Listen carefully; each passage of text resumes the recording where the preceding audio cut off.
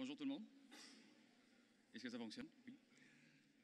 Alors, je suis là pour vous parler de comment réaliser un backend cloud en 1 heure avec gRPC, Kubernetes et Istio. D'abord, je vais vous dire, j'ai menti. J'ai pas 1 heure, j'ai 45 minutes, premièrement. Deuxièmement, j'ai commencé à travailler sur la conférence. Je me suis rendu compte que réaliser un backend cloud en 1 heure, tout ça en démo, ça n'avait aucun sens. Fait que je me suis dit que j'allais plutôt essayer de vous faire un backend cloud solide en gRPC, Kubernetes et Istio. Inquiétez-vous pas, on va avoir beaucoup de code, mais je n'essaierai pas de compiler puis déployer tout ça live, ça n'aurait pas de sens. Alors, ceux qui me connaissent, vous m'avez vu au dernier Cabana.io, vous savez que, premièrement, moi aussi, j'ai scalé. Je suis parti d'un Lightning Talk à un vrai talk de 45 minutes. Aussi, je passe beaucoup de temps sur les définitions. Alors, on va passer un petit peu de temps sur les définitions pour être sûr que tout le monde s'entend sur qu'est-ce qu'on veut dire par les différentes choses. D'abord, qu'est-ce qu'on veut dire par cloud? Puis là, je ne vais pas commencer à dire c'est quoi que ça veut dire cloud, mais ce que moi, je vais vouloir dire ici comme cloud, c'est par exemple une architecture qui est basée sur des microservices. Je sais qu'il y en a d'autres qui ont d'autres définitions, mais moi, ça va être ça. Les microservices. Pourquoi microservices? Parce qu'entre autres, on est capable de auto-scaler les différents microservices. On est capable de mieux optimiser où est-ce que les charges sont distribuées. On est capable aussi d'offrir du high availability un peu plus facilement. Plutôt qu'avoir un gros giant single point of failure, on est capable d'avoir des plus petits. Puis on est capable de scaler ces plus petits-là pour ne plus avoir de single point of failure, par exemple. Moi, je vais parler de déployer tout ça avec des containers. Je ne parlerai pas de VM, je ne parlerai pas de bare metal. Je ne parlerai pas non plus de Cloud Functions ou de ce genre de patente-là. Alors, réaliser un backend cloud solide avec gRPC, Kubernetes et Istio. Qu'est-ce que ça veut dire solide? Solide, ça peut vouloir dire plein de choses. Moi, ce que je vais vouloir dire avec ça, c'est qu'on minimise les chances que ça pète. Là, vous allez me dire, mais Mathieu, qu'est-ce que tu veux dire par comment ça pète? Alors, par exemple, si on voit une petite architecture en 4 microservices, A, B, C, D, A dépend de B et de C, B dépend de D, et là, pour une raison X qu'on ne parlera pas ici, D plante. Puis ce que ça fait, B qui dépend de D, tout d'un coup, il va planter lui aussi, et là, A, etc., etc. C'est très abstrait, j'en conviens, mais on essaie de minimiser ce genre de choses-là. Une autre chose qui peut arriver qui va amener que ça pète, c'est qu'on a mal sécurisé notre cluster. On est bien content, mais il est mal sécurisé. Et là, il arrive un cowboy qui tire à toute décharge sur D, qui fait tuer D, et là, tout pète encore. Et une autre manière un peu plus subtile que ça peut péter, c'est que on a un dev junior qui vient de rentrer, puis là, il décide de déployer une nouvelle version de D qui, tout d'un coup, de manière très subtile, ça n'a pas été catché par les tests unitaires, rien, brise le contrat avec B. Et là, B ne comprend plus ce que D dit, il est confus, il ne sait plus quoi faire, il tire la serviette, il plante, et là, boum, tout plante. Alors, c'est ma définition très brève de qu'est-ce qu'on veut dire par un backend cloud solide. Mais là, vous allez me dire, mais Mathieu, c'est quoi gRPC? gRPC, c'est un système de Remote Procedure Call fait par Google initialement, où tu décris dans des fichiers protocol buffer les messages qui sont échangés en différents systèmes, différents services, et tu définis aussi les services eux-mêmes par nom, et tu vas définir les calls qui sont supportés, c'est quoi la structure d'entrée, c'est quoi la structure de sortie, puis aussi est-ce que chaque côté a une sémantique en streaming. Et tu peux utiliser ces fichiers protocole buffer-là pour générer du code dans différents langages. À peu près tous les langages sérieux sont supportés. Sans vouloir... et tu peux t'en servir du code généré comme une classe de base pour implémenter les services, mais aussi tu peux carrément utiliser le code généré pour te connecter en tant que client à un service distant et pour sérialiser, désérialiser les données. Et il y a des toolings aussi, c'est pour ça que ça rejoint un peu le cloud solide, c'est qu'il y a du tooling qui te permet de voir si tu es en train de faire un breaking change dans tes contrats entre les différents services. Il existe ProtoTool, entre autres, que j'aurais aimé être capable de parler aujourd'hui avec du code, mais que j'aurais pas le temps.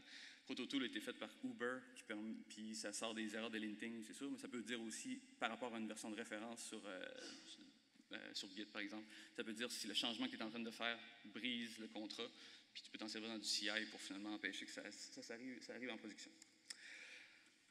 Puis là, vous allez me dire que c'est quoi Kubernetes? Kubernetes, c'est gros, mais c'est un orchestrateur de conteneurs, on pourrait dire un orchestrateur de workload, où là, tu peux attribuer des conteneurs à différents nodes, différents nœuds qui constituent ton cluster. Pour faire une histoire courte, parce que je vais m'en servir après dans les définitions, Kubernetes, tu peux définir des pods. Un pod, c'est une espèce de ressource qui est adressable avec une adresse IP et qui peut contenir différents containers au sein du pod. Les containers peuvent faire différents jobs. Les pods, tu peux les organiser en déploiement. Un déploiement, ça permet de scaler des pods identiques puis de caractériser ces pods-là. Et ensuite, tu peux targeter différents déploiements au sein d'un service. Un service, c'est une autre ressource Kubernetes qui associe à les pods targetables un nom DNS. Fait que peu importe où tu es dans ton service, tu peux dire je veux parler à une instance de quelque chose qui est ce nom-là, puis là, Kubernetes va s'occuper du service Discoverability. Fait que là, si tu changes les déploiements, ça va automatiquement updater tout ça. Kubernetes fait une espèce de load balancing. Si tu as plusieurs pods qui font partie d'un service, il va faire du load balancing, mais c'est un load balancing de layer cap, pour ceux qui comprennent ce que ça veut dire. Ce qui fait en sorte que si tu utilises gRPC, qui normalement utilise HTTP2, puis des connexions réutilisées pour essayer d'optimiser la patente, ça vient un peu en contradiction avec la manière que Kubernetes fait du load balancing. C'est-à-dire que une fois que la connexion est établie, il va la réutiliser seule. Il faut que je m'avance vers là. Il va la réutiliser, c'est-à-dire que si une connexion a été faite avec un pod distant, c'est cette connexion-là qui va être utilisée toujours avec le même pod distant. Il faut faire un load balancing de niveau 7 si on veut être capable de, malgré que la connexion est réutilisée, qu'il puisse quand même faire une distribution de charge sur les différents nœuds targetés. Bon, je suis rentré dans des affaires un peu techniques, mais il fallait que je mette la table pour les choses qui vont s'en venir. Istio.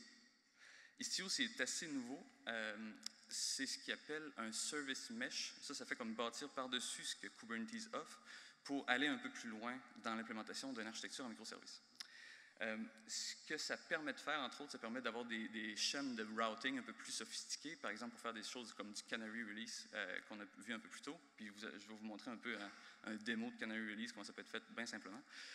Tu peux faire aussi du A/B testing, tu peux faire du circuit breaking. Si, mettons, un certain nœud se met à mal fonctionner ou un certain déploiement se met à mal fonctionner, tu peux carrément l'éviter dans ton load balancing, comme ça minimise les impacts. Puis il y a plein de choses que Istio permet de faire très simplement de manière déclarative dans des fichiers YAML, un peu comme Kubernetes. Tu peux aussi faire de la télémétrie, avoir de l'observabilité sur un service mesh avec ça. Encore là, pas mal automatiquement. Vous allez voir comment ça se fait tout seul une fois que tu installes Istio dans un cluster Kubernetes. Et tu peux aussi sécuriser ton cluster un peu mieux. C'est pour ça que j'en parlais plus tôt. C'est-à-dire que sans avoir besoin, de manière transparente à l'application, les microservices peuvent se mettre à se parler en TLS en ayant des certificats mutuels entre chaque pod, ce qui fait en sorte que sans que l'application ait besoin de savoir qu'ils parlent en TLS, ils se parlent de manière encryptée. C'est génial. Un petit overview rapide, parce que c'est probablement l'affaire la plus pertinente par rapport aux microservices, l'architecture de Istio. On peut voir la partie supérieure, c'est notre application qu'on déploie dans le cluster Kubernetes. Service A, service B, ce serait nos pods. Au sein du pod, Istio va déployer ce qu'il appelle des sidecar proxy. Ça, c'est un petit container qui va vivre dans chaque pod, que ce n'est pas nous qui déploie, c'est Istio qui déploie, puis qui va automatiquement capturer tout le trafic entrant et sortant du pod. C'est là qu'il va exercer de la télémétrie, puis il va appliquer les changements de politique, puis qu'il va aussi envoyer à cet endroit-là directement la connaissance de la topologie du cluster pour que le load balancing se fait directement au niveau du pod. Quand le trafic sort, il fait du load balancing. C'est aussi là qu'ils vont déployer automatiquement les certificats TLS mutuels pour que notre application, qui est plus haut, ne sache pas qu'il y a besoin d'encrypter le trafic. Les parties en bas, c'est les différentes composantes d'Istio, mais j'en parlerai pas spécifiquement. Bon, alors, on veut réaliser un backend cloud solide avec gRPC, Kubernetes et Istio, et j'ai fini avec les définitions. Là, je me disais quel genre d'application qui serait vraiment, vraiment utile à distribuer dans une architecture de microservices, et j'ai pensé à un problème que beaucoup de personnes connaissent, je pense, c'est FizzBuzz. FizzBuzz, c'est un défi qui est souvent donné à des personnes qui veulent rentrer comme nouvel employé dans une compagnie. Peut-être que vous le connaissez si vous avez déjà été engagé par une compagnie ou si vous avez déjà engagé quelqu'un dans votre compagnie. Normalement, on va dire pour un nombre donné, votre programme devrait dire devrait soit retourner le nombre lui-même ou fizz si c'est un multiple de 3, buzz si c'est un multiple de 5 ou fizzbuzz si c'est un multiple de 5 et de 3. Alors, je vais réaliser ici probablement l'implémentation la plus compliquée, la plus coûteuse, puis la plus difficile à maintenir de FizzBuzz possible. Et en plus, je vais le faire avec plein de langages différents. Vous allez voir, ça va être incroyable. Alors, vous voyez ici, c'est notre architecture de microservices de FizzBuzz. On a un front-end écrit en Elixir qui reçoit les requêtes d'un client HTTP. Il y a un endpoint d'exposé qui est FizzBuzz, auquel tu passes un argument number. Elixir va automatiquement envoyer et à Python et à Node la même requête. Node, sa fonction, c'est seulement de dire il va juste répondre le chiffre qui a été donné, mais sous forme de string. C'est juste ça qu'il fait. Python va prendre la requête, va dire bon, mais moi je suis pas habilité parce que c'est pas mon rôle en tant que microservice de savoir si c'est fizz ou buzz. Fait qu'il va distribuer ça à deux nœuds en Dart, fizzer puis buzzer. Dart, lui, fizzer, lui, va juste retourner vrai si c'est un multiple de 3. Buzzer va retourner vrai si c'est un multiple de 5. Reducer, lui, va prendre tout ça puis il va construire une string en conséquence. Vous allez voir, c'est génial. Je ne sais pas si je peux mettre mon ordi en avant parce que je vais faire du démo. Désolé si... Bon, ça va fonctionner. Alors, j'ai fait un projet qui est dans l'open source. Si à un moment donné, vous voulez vous préparer une entrevue pour être engagé par une compagnie puis vous voulez impressionner vos prochains employeurs. Alors, on va commencer par le service le plus... Non, on va commencer en fait par la définition protocole buffer des différents services. Buzzer, entre autres, lui, on définit la structure du message entrant, buzz query, qui est un nom, qui contient un nom, un integer de 64 bits. Le response, c'est un booléen isBuzz, contient un booléen isBuzz. Et le service buzz expose une fonction ask qui prend un query et qui retourne un response. Fizzer fait pas mal la même chose, mais avec un booléen qui s'appelle isFizz. Echo fait pas mal la même chose, mais il retourne un message qui va toujours être finalement sous forme de string, le nombre qui a été passé. Puis toute la gang expose une fonction ask. Là. Je vais vous garder ça simple. Reducer, lui, fait la même chose que Echo, strictement parlé. Le contenu des messages est pareil. C'est un message aussi, sauf que lui, son message, ça va être soit une string vid, soit fizz, soit buzz, soit fizzbuzz. Alors, c'est tout ce qu'on avait besoin côté définition de protocole buffer. Je vais commencer par aller voir les définitions des microservices en Dart. Alors, d'abord, je ne regarderai pas le code généré par protocole buffer. Là, je viens de me faire mentir, je suis allé le regarder, parce que c'est assez laid. Mais c'est pas grave, ça fonctionne très bien. C'est une implémentation solide. Alors, à partir de mon serveur Dart, j'importe les différentes définitions des services buzzer et fizzer. J'ai décidé d'être fancy et de faire une classe abstraite mixin là, en Dart qui va requérir que les implémentateurs définissent le divider, mais il expose une fonction testNumber qui va dire si le nombre est un multiple du divider. C'est pas mal juste ça. Ensuite, mon buzz service concret, lui, va étendre le buzz service base qui a été généré par protocole buffer et avec l'implémentation du mixin. Et là, je dois dire que le divider, c'est 5. Puis je vais implémenter la fonction ask, qui était la fonction que je devais implémenter en tant que service buzz. Je fais la même chose avec fizz. Le divider est 3 et je fais à peu près la même affaire. Ensuite, de main, qui est la fonction qu'on doit exposer si on veut que tout démarre et on va caller le fichier. C'est ici que je fais le boilerplate un peu de démarrer un serveur, d'assigner un port, une adresse, de printer que tout va bien, puis de démarrer les différents services, dépendant de si l'argument passé a été fizz ou buzz ou rien du tout. Je vais même vous montrer, pour être fancy, le Dockerfile de ça. C'est pas compliqué de déployer, de faire un Dockerfile avec Dart. Fait que ça, c'est fizz et buzz. Je vais aller voir Echoer. Echoer, c'est le serveur en Node. C'est un peu plus simple. Et ce qui est pas pire avec l'implémentation Node de Protobuf, c'est que tu n'as pas besoin de générer du code. Tu peux directement importer, comme on voit ici, tu peux directement loader la définition du fichier protocole buffer. Fait que là, je vais chercher les variables d'environnement pour savoir le port et le host, puis tout. Je démarre un serveur. J'ajoute au serveur un service en spécifiant c'est quoi le service que je vais implémenter. Puis je fournis l'implémentation. C'est-tu assez gros? Est-ce que je devrais grossir? Ou c'est correct? C'est bon. J'implémente la fonction ask. Je vais chercher le chiffre dans la requête, puis je vais juste retourner sous forme de string une réponse de message. C'est aussi simple que ça. Je bind le serveur à un port et tout ça, et je le démarre, et c'est tout. Echoer, son Dockerfile est assez simple aussi. From node, patati patata. Je fournis des variables d'environnement, j'expose un port et je démarre le tout. Maintenant, l'implémentation Python.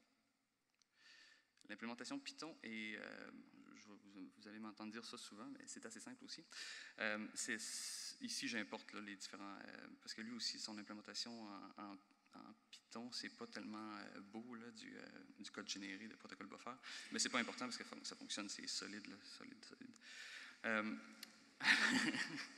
Alors, on importe les différentes choses. La définition du service reducer, que ça, c'est le service qui doit implémenter, avec la définition des structures d'entrée query et result, ainsi que les clients. Le stub ici, c'est dans la parlance protocole buffer. En général, c'est le client qui va parler à un serveur distant.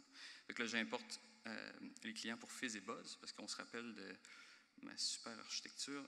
Et reducer, il parle à fizzer et à buzzer, puis il reduce tout ça pour faire une string. Fait qu'il doit être capable de parler à ces deux clients.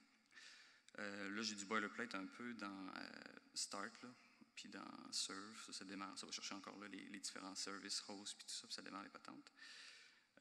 Dans Setup, c'est là que je démarre que j'initie les clients pour fizz et pour buzz, puis je peux comme maintenir ça. Ce qui va se passer en dessous du HUD là-dedans, c'est qu'il va instancier, il va ouvrir une connexion avec le serveur distant, puis il va la maintenir ouverte, fait que quand on fait des calls, ça se passe vraiment rapide. Et là, l'implémentation de Ask, c'est encore là, c'est pas super compliqué. Donc là, je vais chercher le query à partir du stream, parce que l'implémentation Python, c'est un stream qu'on se fait passer, puis on s'en sert pour aller chercher les données rentrantes, puis pousser les données sortantes. Fait que là, je vais chercher le message d'entrée de cette manière-là, en faisant receive message. Je fais 2 appels à mes clients, fizz et buzz en même temps. Et là, je suis dans Python 3, vous allez voir, async def, c'est de la synchrone, c'est génial. Là, je fais 2 appels comme ça en parallèle. Après, j'attends après les 2 appels en même temps. Pas besoin de faire les un après l'autre, c'est génial. Donc là, mes 2 résultats arrivent, fizz et buzz. Je pars d'une string vid, je check qui est fizz, j'ajoute fizz, si c'est buzz, j'ajoute buzz, puis j'envoie le résultat au client, à l'appel. Et c'est pas mal tout pour notre implémentation Python. Maintenant, Elixir. Elixir, bon, j'ai fait un serveur Phoenix. Je n'ai pas été de main morte, j'ai généré un gros serveur Phoenix. Ça fait beaucoup de code, il y en a beaucoup là-dedans qu'on ne servira pas ici, mais j'ai aussi généré le code protocole buffer en Phoenix. Lui, il est particulièrement beau, vous allez voir. Là. Ça définit des structs, c'est hyper clean. C'est défini en RPC, ASC, avec la structure d'entrée-sortie. Tout est clean, on dirait que c'est le protobuf lui-même. Ensuite, j'expose, je vous disais que j'exposais un API. J'ai gardé quand même la page d'accueil parce que je la trouve belle, Phoenix Welcome. J'ai fait /API/FizzBuzz pour mon endpoint qui fait le travail de FizzBuzz. Et il utilise le FizzBuzz Controller, la fonction FizzBuzz qu'on va aller voir à l'instant, qui retourne du JSON en fonction d'un nombre qui est fourni en argument et il va répondre comme réponse le résultat de la fonction getFizzBuzz. Restez avec moi, on passe à travers du code bientôt. GetFizzBuzz, il va s'assurer que c'est un integer, il va faire les 2 requêtes query en parallèle aussi. On est dans Elixir, c'est parfait, on est capable de spawner les 2 requêtes en parallèle. Après, on attend après les 2 résultats. Et l'ordre étant important, le premier qui a une string non vide puis qui n'est pas une erreur, ça va être le résultat. Fait que l'ordre est important. Je commence dans l'ordre, j'ai query reducer avant echo. Comme ça, si reducer a quelque chose à me dire, ça va être le résultat. Sinon, on va prendre ce que echo a à dire.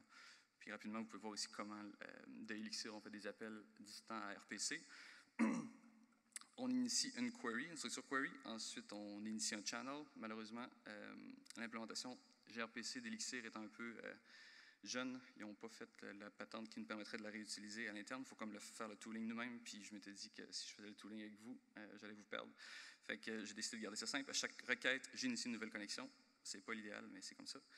Là, j'utilise le channel pour parler au stub en envoyant la requête que j'ai préparée. Et là, je reçois le résultat. Puis c'est ce que la task va retourner, la task est en parallèle. Alors, ça, est-ce que ça fonctionne? D'ailleurs, je ne vous ai pas montré, avant de faire tout ça, le reducer, le Dockerfile pour Python. C'est pas compliqué, j'utilise Poetry. C'est vraiment fun à utiliser si vous voulez aller vous informer. Ça, c'est le Dockerfile pour Elixir et Phoenix. Ça fonctionne super bien aussi. Et j'ai déployé tout ça. La manière que je vais vous faire le démo, c'est avec... Je ne parle pas à Google Cloud ou Amazon ou rien de ça, ça serait trop fragile avec un démo. Je me suis dit que j'allais me faire ramasser, fait que j'ai décidé de faire Minikube. Minikube, c'est une petite distribution de développement là, où tu peux déployer Kubernetes sur ton propre ordinateur. Ça spawn une VM avec Minikube au complet là-dedans. Avant de venir ici aussi, j'ai installé Istio. Istio, c'est pas obscur, c'est pas compliqué à installer en fait. C'est une affaire que tu downloads, c'est un fichier YAML que tu appliques à ton cluster Kubernetes, et hop, Istio fonctionne dans ton cluster Kubernetes. Alors, on va commencer par aller voir le cluster Kubernetes en question. Istio a déployé dans un namespace qui s'appelle Istio ces différentes composantes, incluant Prometheus, Citadel, les différentes choses. Prometheus est utilisé pour les différentes métriques qui sont accumulées. Istio va aussi déployer ce qu'il appelle un Istio Ingress Gateway, ce qui est un peu la porte d'entrée pour le cluster. Parce que normalement, dans un cluster Kubernetes, et surtout avec Istio, à moins que tu dises que tu as une porte d'entrée à quelque part, tu ne peux pas parler à rien dans ton cluster Kubernetes. Fait que Istio nous donne une manière de définir un gateway pour entrer ou pour sortir. Si ton cluster a besoin de parler à des portes externes, il faut aussi définir des egress gateway. Moi, j'ai juste besoin de définir un ingress gateway. Et j'ai aussi déployé, parce que si on va dans le dossier Q8S, si vous allez voir dans mon repo GitHub que je vais vous partager, vous allez voir qu'il y a un dossier Istio qui est les différentes ressources que je devais ajouter à Istio pour faire marcher ma patente. Et dans Template, ici, c'est tout mon cluster pour FizzBuzz. Sont pas mal toutes pareilles. C'est un déploiement avec des petits containers qui utilisent le Dockerfile que j'ai buildé. Je spécifie des ressources limites, je spécifie le port exposé, puis le nom, ça doit être gRPC, et des variables d'environnement, etc. Une chose que je fais dans Frontend, par exemple, pour pouvoir vous démontrer Canary Release, c'est que je déploie 2 versions de Frontend, ici, version 1 et version 2. Version 1, c'était une version très, très tôt de mon front-end Phoenix, il parlait juste à Echo. Fait que si je dis 1, 2, 3, il me répond 1, 2, 3. La version 2, c'est l'implémentation correcte. Il parle à Echo et à Reducer, ce qui fait en sorte qu'il va répondre 1, 2, Fizz, 4, Buzz, etc. etc. Fait que j'ai les 2 versions qui sont déployées concurremment, puis ils sont comme labelés différemment. Il y a comme version V1, version V2. Mais les deux ont le nom FizzBuzz Frontend. Quand je définis un service, comme je disais, le service, c'est quelque chose qui nous permet de targeter des nodes, des pods au sein d'un déploiement. Mon service, il va sélectionner tout ce qui s'appelle FizzBuzz Frontend. Fait que ça fit avec les deux déploiements, les 2 versions. Fait a priori, si je n'avais pas Istio, les requêtes, 50% s'en iraient dans V1, 50% s'en iraient dans V2, si j'ai le même nombre de pods dans les 2 déploiements. Mais là, ce qui se passe avec Istio, une chose que j'ajoute, d'abord le gateway que je vous parlais, le Ingress Gateway, me permet d'exposer une porte d'entrée vers notre cluster. Un Virtual Service, c'est une affaire Istio qui nous permet par exemple, à travers un gateway, si on a besoin, de targeter différents services au sein de notre cluster. C'est ça que je fais ici. Je dis, à travers le gateway, si la requête match /API ou /, j'aurais pu faire juste /, en fait, mais oubliez ça. /API ou /, je vais les envoyer dans soit cette destination-là, soit cette destination-là. La section match ici est vraiment intéressante parce qu'on peut aller au-delà de matcher sur la path. On peut aussi matcher sur, par exemple, des headers ou des choses comme ça. Ça nous permettrait, entre autres, de dire si on parle si c'est un client, si le client qui appelle, c'est un membre de l'équipe de développement, par exemple, on a mis un header dans la requête, ben on peut finalement le router à une version spéciale de notre service, si on voulait. Alors, vous pouvez voir ici, c'est ça que la magie, c'est que le weight est à 100, puis ici, le weight est à 0. Fait que quand je vais vous montrer le service, tout le trafic s'en va à la version V1. Fait que ça ici, on peut l'augmenter tranquillement et la magie va s'opérer, une partie du trafic va s'envoyer dans V2. Mais pour que ça marche, pour être capable de targeter des subsets différents, il faut configurer des destination rules. Destination rules, c'est qu'on dit pour un certain service qui est défini par le host ici, pour un certain service, on définit des subsets V1 par exemple qui targetent la version V1 et V2 target la version V2. J'ai gardé ça simple. On pourrait faire aussi, mettons, le name pourrait être stable, puis un autre serait, mettons, canary ou develop, ou peu importe, pour garder ça comme constant à travers la vie de notre cluster. Et c'est ça. Puis là, on peut, vu que c'est une ressource YAML comme ça, si on utilise un tooling comme Helm, on est capable, dans un système de CI, automatiquement, quand on fait un déploiement, updater ces versions-là avec des valeurs dynamiques, là, pour ceux qui connaissent Helm. Là, vous remarquerez ici, ce petit détail-là, c'est tout ce que ça prenait, ça ici, pour spécifier à Istio qui devait, à travers le proxy, s'assurer que chacun se parle avec un certificat TLS mutuel. Je n'ai pas eu besoin de gérer comment est-ce que le certificat TLS est généré, comment est-ce qu'il est déployé, comment est-ce qu'il s'est updaté, patati patata. Juste à dire ça, et Istio s'occupe du reste. Alors, je dois être honnête avec vous, tout ça est déjà déployé dans mon cluster Kubernetes parce que je ne vais pas prendre de chance. Fait que là, ça, c'est l'état actuel que vous voyez. Toutes les ressources sont déployées dans Kubernetes. Le Istio est déployé comme vous le voyez là. Et ce qu'on va faire, c'est qu'on va regarder comment ça se comporte. On va ouvrir le panel. Puis j'ai fait un petit programme qui s'appelle Query, qui est en shell, qui fait juste exécuter, qui appelle notre endpoint là, avec plein de chiffres random entre 0 et 32 000 quelque chose. Et comme vous pouvez voir, il n'y a aucun fizz et aucun buzz qui apparaît. On va aller voir, pendant que ça se passe, on va aller voir un outil qui est exposé par Istio et qui nous permet de voir, et qui s'appelle Kiali, qui nous permet de voir plein de métriques par rapport à notre application. Entre autres, ici, si on zoome un peu, on voit qu'il y a plein de nœuds qui ne servent à rien ensemble parce qu'il n'y a pas de trafic. Il n'a pas vu de métriques qui concernent ces nœuds-là, fait qu'il n'est pas capable de savoir c'est quoi la topologie, lui, à l'interne, par rapport aux métriques.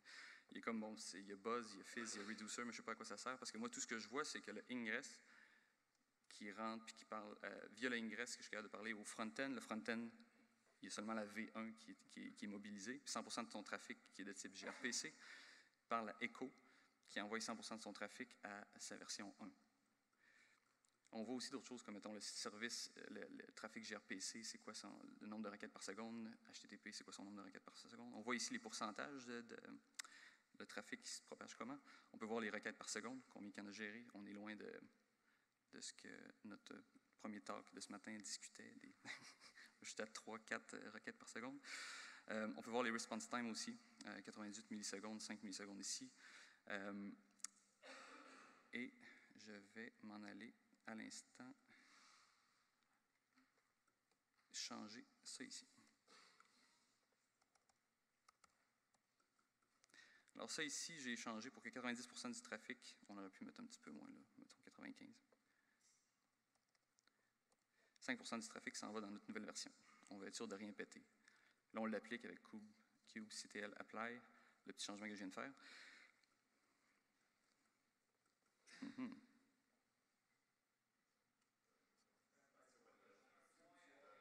Oh, merci beaucoup.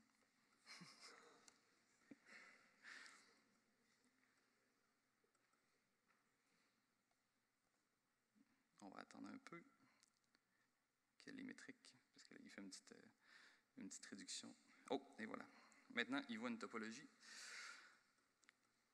On va mettre les pourcentages, parce que c'est plus intéressant. Pour l'instant, 99% du trafic s'en va dans V1, qui envoie tout à Echo. Et là, tranquillement, ça va augmenter. V2, lui, est capable de parler à Echo et à Reducer. Puis on est capable de voir que, comme ça, la répartition du trafic, ça ressemble à quoi? Vu que les requêtes par seconde, bon, c'est modulé par la densité de trafic, on voit qu'il y a beaucoup plus de trafic par seconde qui s'en va à V1. Et le response time, on est capable de voir que s'il y a un gros délai, ça a l'air d'être causé par, en partie, fizz-buzz-fizz. C'est pas Echo. Echo, il fait son truc assez rapidement. Alors,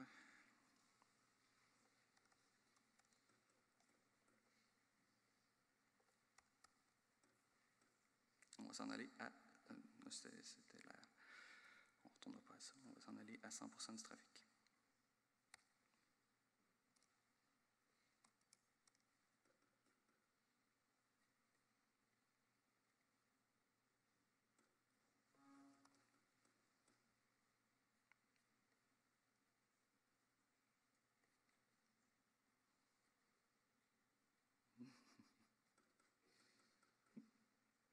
Et voilà, tranquillement, c'est en train d'augmenter. 25% du trafic. Alors, c'est ça. Tranquillement, ça va s'en aller vers 100%, puis lui, il va dire qu'il est plus actif. Il y a vraiment beaucoup de... Bon, Kiali, c'est un front-end qui a été fait pour exploiter toutes les métriques qui sont accumulées automatiquement par Istio. C'est assez intéressant la visibilité que ça donne. On peut même driver un peu, on peut regarder les configurations d'Istio, on peut les contrôler à partir d'ici.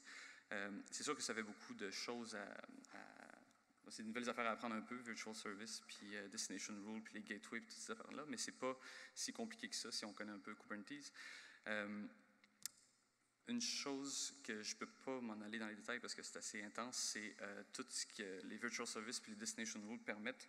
Entre autres, je ne pourrais pas faire de démo, mais tu peux faire des choses comme automatiquement mettre des politiques de retrial ou de circuit breaking, c'est-à-dire s'il y a des nœuds qui se mettent à pas bien fonctionner, il va se mettre à les contourner, ou si une réponse n'arrive pas dans un certain temps, il va réessayer avec un autre nœud, des choses comme ça. Que ça va être complètement transparent à l'application. C'est ça qui est intéressant là-dedans, c'est que les applications s'occupent de faire des requêtes comme s'il n'y avait pas besoin de gérer ces cas d'erreur-là.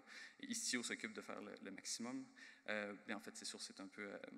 c'est pas très complet comme perspective. Il faut quand même que l'application soit capable de gérer les cas d'erreur à un niveau plus élevé, mais il ne faut pas... Ici, on réussit à en abstraire quand même beaucoup. Comme là, vous pouvez voir, là, maintenant, Fizz et Buzz, ça fonctionne super bien. Il y avait une dernière chose que je voulais vous montrer qui était pour réduire le downtime, parce que vous avez vu, bon, j'ai comme transféré à l'autre, puis il n'y a pas eu vraiment en tout cas, on ne l'a pas vu, mais en tout cas, il n'y avait pas de requêtes qui se sont mis à planter quand j'ai changé d'une version à une autre. Une des choses qui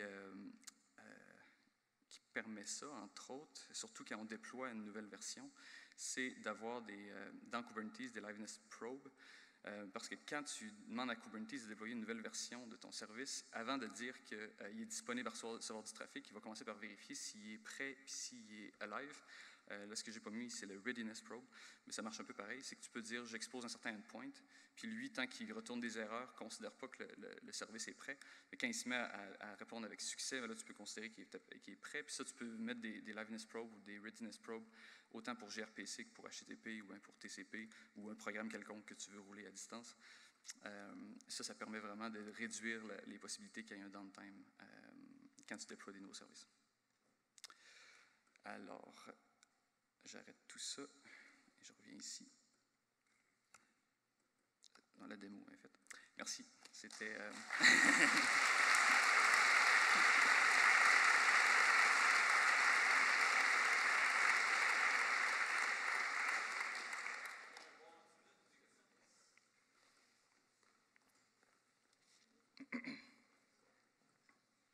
Hello, hello. Bonjour. J'ai une couple de questions, fait que oui. Je pense que je peux repasser le cube. Ma première question, c'est quand ça pète, mettons, si mettons, tu as un de tes microservices qui était dans le bac en Dart, s'il y en a un qui pète en Python, ça ressemble à quoi dans ton code? Est-ce que ça raise ou c'est... Tu peux-tu avoir, mettons... Ben, si, mettons, tu as un de tes deux services qui répond pas, là. Puis là, tu as wait sur les deux en même temps. Comment ça va péter dans ton code, puis comment tu peux le catcher? Ça va être un... Excusez-moi, je vais revenir à ça. C'était le cas de la programmation asynchrone, là? Oui, exactement. C'est assez Pythonique, là, cette petite section-là. Il faut juste wrapper ça dans un try. Ça va raiser avec une erreur qui est assez... Puis tu peux avoir la réponse de un des deux ou les deux vont... Genre, dans le fond, c'est plus utilisable, dans le fond. C'est plus utilisable, okay. C'est ça. C'est sûr que si on veut faire quelque chose de plus funky que ça, pour catcher les erreurs puis essayer de récupérer, il y en a une qui a répondu, je vais juste réessayer l'autre. Il faudrait être un peu plus intelligent sur comment est-ce que... Mettons, là, ici, j'ai juste appelé directement le ask. Puis là, j'ai pris sa future, ça fait ça. Mais si j'aurais pu wrapper cet appel-là dans une autre fonction asynchrone, qui, elle, si elle plante, elle réessaye quelque chose à l'interne avant de retourner sa future, par exemple. Fait que on aurait pu isoler la gestion d'erreurs à chacun plutôt qu'appeler directement la fonction. Je ne sais pas si ça... Oui, parfait. OK, cool. J'ai une autre question de plus. Moi, j'ai travaillé beaucoup avec Ambassador dans les clusters parce que c'est quand même classique. Là. Y a-t-il un path de migration vers Istio? Parce que là, j'ai vu, admettons... parce que c'est un gros change là, par rapport à certains microservices qui passeraient vers Istio. Puis c'est ça. As-tu de l'expérience avec Ambassador? Puis, c'est ça. J'ai pas personnellement, non, parce que j'ai eu la chance de commencer directement avec ça. En fait, j'ai eu la chance de commencer avec, j'avais rien pendant tout comme Service Mesh, puis là, j'ai décidé d'implémenter ça. Fait que sur From Scratch, ça va quand même bien, mais j'ai jamais essayé de migrer de quelque chose d'autre comme Ambassador, malheureusement. Parfait. Merci.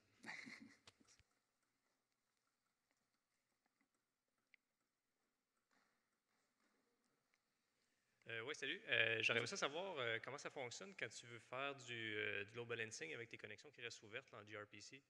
Du quoi? Quand ta connexion est restée ouverte en gRPC entre tes différents services, puis le load balancing en layer 7, dans le fond, tu l'implémentes comment? Oui, dans le fond, c'est Istio qui s'occupe du load balancing layer 7. Il y a dans le fond, le Envoy, le sidecar proxy, c'est un proxy qui est capable de faire du load balancing en layer 7. Ça veut dire qu'il va regarder carrément les paquets, les messages directement. Il va regarder, ça c'est du HTTP, ça c'est du gRPC, puis il est en train de vouloir faire une requête. Puis, je ne sais pas exactement comment est-ce qu'il réussit, lui, à l'interne, de dire j'ai une connexion ouverte, maintenue, puis je réussis à la réutiliser, puis malgré que je réutilise la même connexion, il y a du load balancing au sein de la même connexion. Mais ça, c'est quelque chose qu'on avait testé, j'aurais aimé ça pouvoir l'intégrer là-dedans. Avant de déployer Istio, j'avais ça, mettons, je partais d'un nœud mettons, un service qui avait 3 nœuds, puis je faisais c'est pour ça qu'on a migré vers Istio initialement, c'était pour du load balancing dans gRPC. On essayait de réutiliser les connexions par performance, puis là, quand j'ai regardé, ça ressemblait à quoi? J'avais tout le temps un nœud qui était hyper sollicité, puis toutes les autres étaient presque 0%. 0% en fait, parce que c'était la connexion maintenue faisait en sorte qu'il y en avait juste une qui était réutilisée. Puis du moment qu'on a déployé Istio, tout d'un coup, il répartissait la charge aux 3, malgré qu'on utilisait le même pattern. Ça a l'air d'être. Je ne suis pas autant familier avec le Layer 7 versus Layer 4, mais apparemment, c'est là que ça se passe. C'est le fait qu'il est capable de regarder à l'intérieur des paquets plutôt que juste se dire ça, c'est un paquet TCP, il faut que je l'envoie à l'adresse en particulier. Il est capable d'être un peu plus smart là-dessus. Je ne sais pas exactement comment ils l'ont implémenté.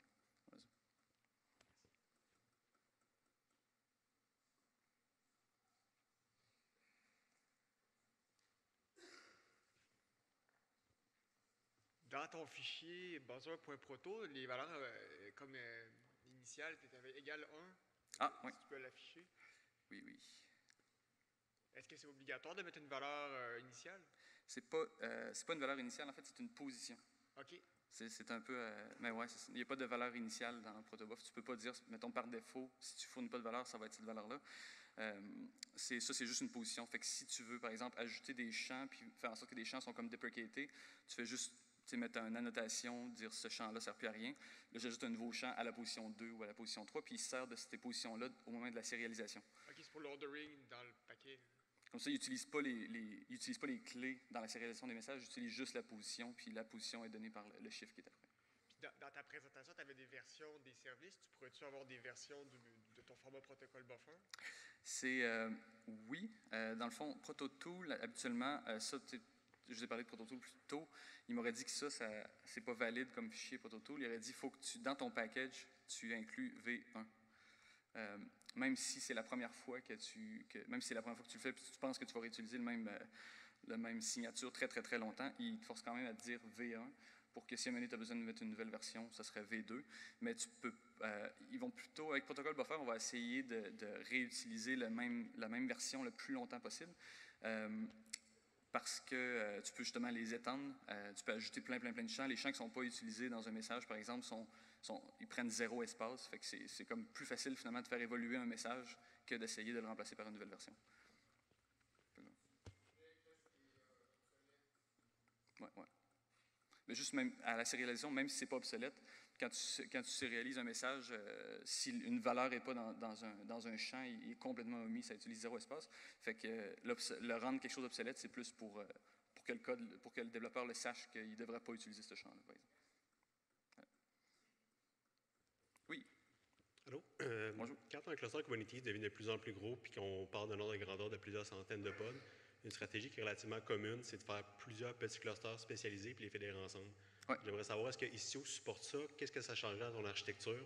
Fait que, mettons, par exemple, pour l'exemple que tu as dit, là, si tu avais un cluster qui avait juste des fizzers puis des buzzers, puis un cluster qui avait juste des reducers, comment tu supporterais ce use case-là? Tu peux, Istio le supporte, il parle de multi-cluster configuration, c'est à travers les egress et les ingress qui réussissent à renforcer des politiques là, pour s'assurer que quand un nœud parle à un autre nœud à l'extérieur, dans un autre cluster, ils réussissent à quand même avoir les choses, les goodies comme le mutual TLS et ces genres de choses-là. Puis il va quand même accumuler les télémétries et ces affaires-là pour te donner les statistiques. Je pense que c'est au niveau du egress puis du ingress, tu peux avoir des règles là, sur comment est-ce que la distribution va se passer, le load balancing et tout. Fait que ça ne sera plus au niveau du nœud à plan qui appelle à un nœud dans un autre cluster. Il ne connaîtra pas la topologie de l'autre cluster, mais il va savoir qu'il faut que ça s'en aille à un certain egress qui lui connaît le ingress du prochain, qui va permettre, au niveau du ingress du prochain, il va être capable de faire du load balancing correctement au sein du deuxième cluster. Je ne sais pas si ça répond à la question.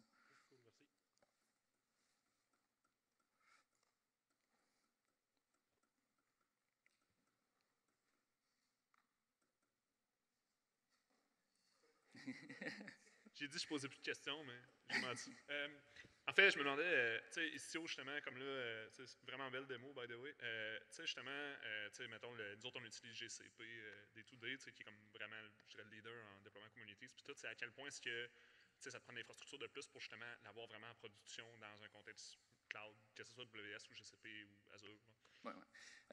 Google a annoncé dans Google Cloud le support bêta de Istio. À cette heure, quand tu provisionnes un nouveau cluster sur Google Cloud, c'est une case à cocher, include Istio. Tout est bêta dans Google Cloud. Cool.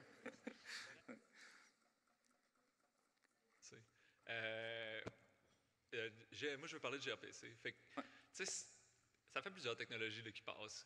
C'est la définition de ton protocole, la définition de tes services, de tes objets, puis après ça, tu génères du code, là, SOAP, Thrift, whatever. Pourquoi c'est The One, celui-là, puis pourquoi...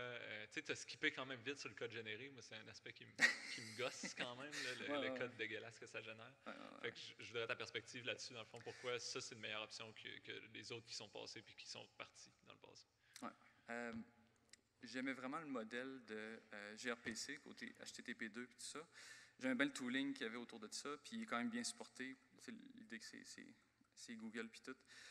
C'est intéressant, mais sinon, en soi, c'est vrai que c'est un gros pain, le code généré en Python en particulier, puis en Dart. C'est un peu comment je peux dire ça?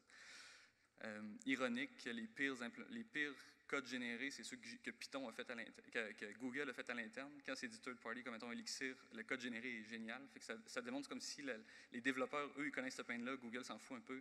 Je ne sais pas exactement pourquoi. Mais il sort des nouvelles implémentations. C'est comme, mettons, je ne l'ai pas démontré, là, mais dans le Reducer, d'ailleurs, j'ai comme omis de mentionner un fait que ici, là, mon appel gRPC, il est asynchrone. Fait que je reçois une future, je wait après. Ça, c'est pas l'implémentation par défaut de gRPC fournie par Google. C'est une autre lib que je ne vous ai pas montré, qui est gRPC lib. Ça, c'est la communauté qui a fait ça. Puis eux, le code qu'ils génèrent est vraiment mieux. C'est une base avec une fonction asynchrone, il définit le type.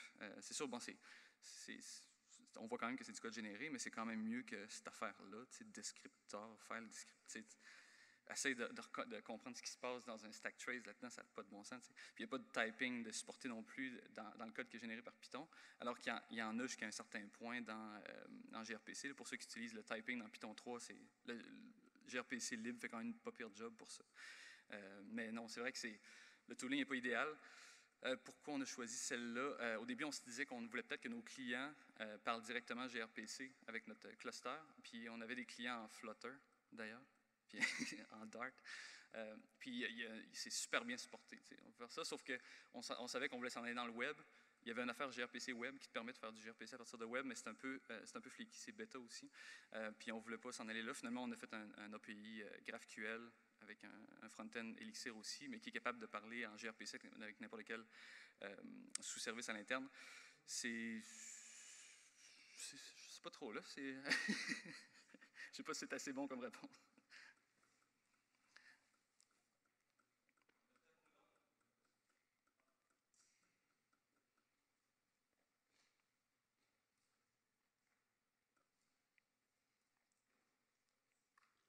Tu as parlé de tracing, d'observability, mais dans la démo, il n'y en avait pas vraiment. C'est quoi les technos que tu recommanderais pour plugger sur Istio? pour avoir ces affaires-là? Kubernetes, jusqu'à un certain point, fait un peu de ça. C'est-à-dire que tu peux lui demander de watcher les ressources puis automatiquement scaler la quantité de nœuds puis d'augmenter la quantité de pods dans un déploiement.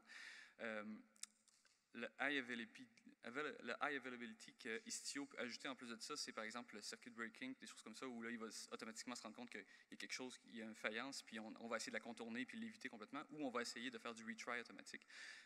C'est des politiques de plus que j'aurais pu démontrer, mais que malheureusement, j'ai pas eu assez de temps, mais Kubernetes et Istio ensemble en fournit quand même quelques-unes, puis si vous voulez, on peut en parler un peu après, après le talk au dîner. Cool, merci. Ouais. Merci.